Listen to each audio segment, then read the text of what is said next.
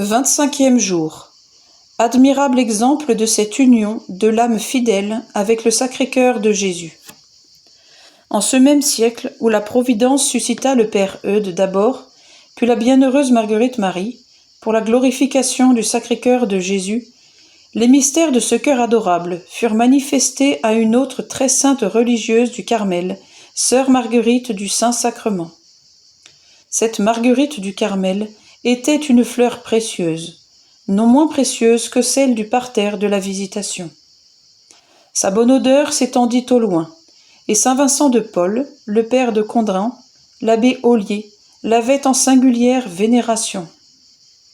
Sœur Marguerite du Saint-Sacrement reçut de notre Seigneur une grâce analogue à celle de sainte Gertrude, du père Eudes et de la bienheureuse Marguerite Marie. Elle unissait dans un égal amour le Saint-Sacrement et le Sacré-Cœur, et cet amour l'absorbait tout entière. Entre les nombreuses faveurs surnaturelles dont la vie de sœur Marguerite fut remplie, son historien rapporte que Jésus, se l'unissant un jour plus étroitement encore que par le passé, lui ouvrit son divin cœur et la cacha dans ce saint des saints. Il lui fit voir son cœur comme une vaste et immense fournaise d'amour, dans laquelle il l'enferma les jours et les nuits, durant l'espace de plus de 3 semaines. Là, elle puisa tant de grâce dans leur source même, et elle parvint à une telle sainteté, que ses progrès parurent plus grands en un seul jour qu'ils n'avaient été auparavant en des années entières. Tantôt ce cœur divin, la brûlant tout comme un feu très vif, consumait en elle ses imperfections. Tantôt elle y était plongée, comme dans un abîme de charité qui l'embrasait de telle sorte que son corps lui-même en ressentait les ardeurs. Tantôt l'amour de Jésus l'enlevait avec tant d'impétuosité qu'on la voyait élevée de terre, belle et enflammée, comme un séraphin. Tantôt elle y était baignée comme dans une fontaine de sainteté. Tantôt elle s'y trouvait comme teinte dans l'innocence même. Tantôt, enfin, elle y était tout embaumée de pureté.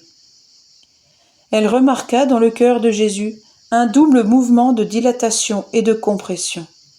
Et Jésus lui fit comprendre que son Sacré-Cœur se resserrait comme pour se remplir du divin esprit, pour aimer son Père céleste, pour s'offrir à lui en sacrifice, pour s'anéantir devant son infinie majesté, pour entrer dans sa vie divine, pour s'unir à toutes ses adorables perfections et lui rendre tous ses devoirs.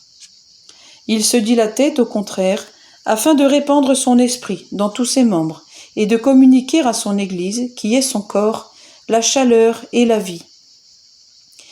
Dans cet adorable cœur, elle aperçut un océan sans fond et sans rive, un océan d'amour envers Dieu son Père, une possession et une jouissance de sa divine bonté, un repos en son infinie béatitude, un calme et une paix qui surpassaient toute intelligence, un trésor incompréhensible de toutes les vertus, et elles y éclataient dans une beauté, une hauteur, une étendue et une splendeur si grandes, si ineffables, qu'il y avait de quoi remplir une infinité de mondes. Elle vit aussi comment ce divin cœur, au milieu de tant de richesses et de béatitude, avait été noyé dans des abîmes profonds de souffrances très amères, que, sous le poids des péchés des hommes, il avait été comme broyé et réduit à l'agonie, et qu'il eût succombé s'il n'eût été soutenu par la toute-puissance du Verbe incréé. Mais, nonobstant, elle connut en ce cœur très bénin un si admirable transport d'amour pour ceux qui lui avaient fait tant de mal que cela ne se peut exprimer. C'était la force et la générosité de cet amour qui avait causé la sueur de sang au jardin de Gethsémani. Elle vit cet adorable cœur comme le palais sacré où étaient nés et où avaient été nourris tous les sentiments du Sauveur, toutes ses affections, tous ses désirs, toutes ses joies, toutes ses tristesses. Mais entre tous ces trésors de vertu et de sainteté, ce fut principalement de l'amour, de la pureté de cœur et de l'innocence que sœur Marguerite fut rendue participante. La possession que Jésus prenait d'elle chaque jour de plus en plus la consumait tellement qu'elle ne prenait presque plus de nourriture. Elle trouvait dans le cœur de son Jésus un supplément surnaturel qui la soutenait et qui réparait ses forces plus efficacement que n'aurait pu le faire le fruit de vie du paradis terrestre. Il lui semblait parfois que de ce divin cœur il s'écoulait dans tous ses membres une liqueur sacrée et vivifiante, tantôt comme une huile très douce, tantôt comme un lait très pur, tantôt comme un baume qui exhalait une odeur céleste, tantôt enfin comme une délicieuse manne qui ne fortifiait pas seulement son corps, mais qui produisait aussi dans son âme des effets merveilleux. Cette vie toute cachée dans le Sacré-Cœur n'était pas, on le pense bien, un transport sensible du corps, mais de l'âme seulement. Et cette entrée que Jésus lui donna en son cœur était une amoureuse invention de sa miséricorde pour l'associer plus étroitement à sa divine innocence. Telle a été l'union surnaturelle, miraculeuse, de la vénérable sœur Marguerite du Saint-Sacrement avec le Sacré-Cœur du Fils de Dieu. Quoique Jésus n'accorde pas des grâces aussi extraordinaires à tous ses fidèles, il est certain, néanmoins, que tous ceux qui l'aiment sincèrement et de tout leur cœur sont véritablement unis à son Sacré-Cœur dans le mystère de la grâce.